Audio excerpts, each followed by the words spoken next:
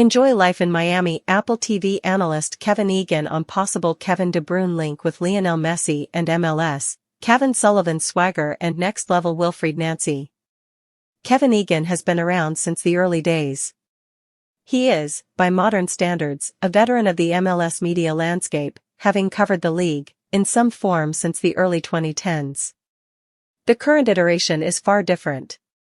Lionel Messi is, of course, the headliner, the Argentine and his now 8 Ballons d'Or shifting the landscape when he moved to the States in 2023.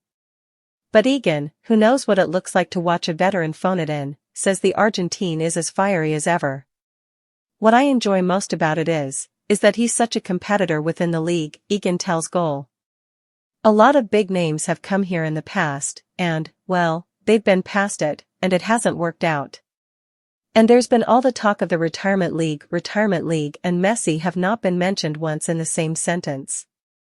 Article continues below. But Inter Miami are far more than just the Messi show. They are a side reshaped under new manager Javier Mascherano, far more balanced than the team that lost to Atlanta United in 2024 MLS playoffs. They aren't the only contenders, though, in Egan's view. I'm a Columbus Crew guy. The star for Columbus is Wilfried Nancy, and I don't think you can say that about any other team in Major League Soccer, he says. He knows a thing or two about this all. The Irishman leads MLS 360, Apple TV's flagship program covering Major League Soccer. It's chaotic, Egan admits, but he loves it. I love the energy you can bring to that show. You welcome people into a show like you'd welcome them into your house for a party, he says. Like you decide how you're going to open the door, the energy you give, the music, the food you put on, all those things every time you host a party in your house. Egan talked Messi and Miami, Kevin De Bruyne and Kevin Sullivan in the latest edition of Mic'd Up, a recurring feature in which Goal US taps into the perspective of broadcasters, analysts, and other pundits on the state of soccer in the US and abroad. Goal, I have to start with the biggest team from a fan point of view, and that would be Miami. What have you made of them this year? Under Javier Mascherano, new manager, maybe almost a different system, right? Egan, they play the way he played. When you think about it seriously right now, there's a combination of his and Lionel Scaloni's Argentina.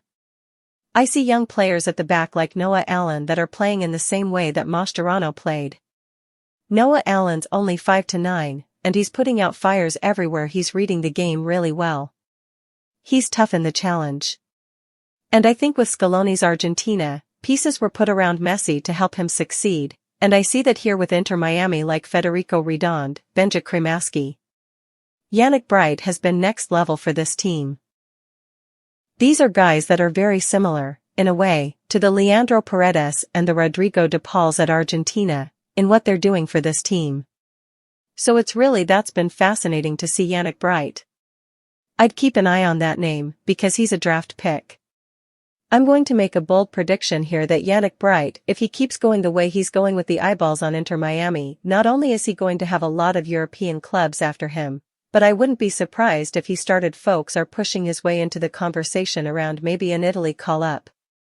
Because he's been next level of late for me. And then going forward, this team's a lot of fun to watch. I think Telasco Segovia has been a tremendous pickup, a young Venezuelan attacker who has a huge future ahead of him.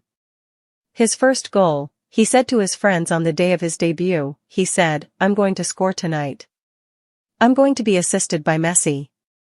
And they're all laughing with him on his WhatsApp group, and then, of course, he goes out and gets the assist for Messi. And it's the most beautiful finish. So, great story, but it's definitely not the Messi show. It's the collective.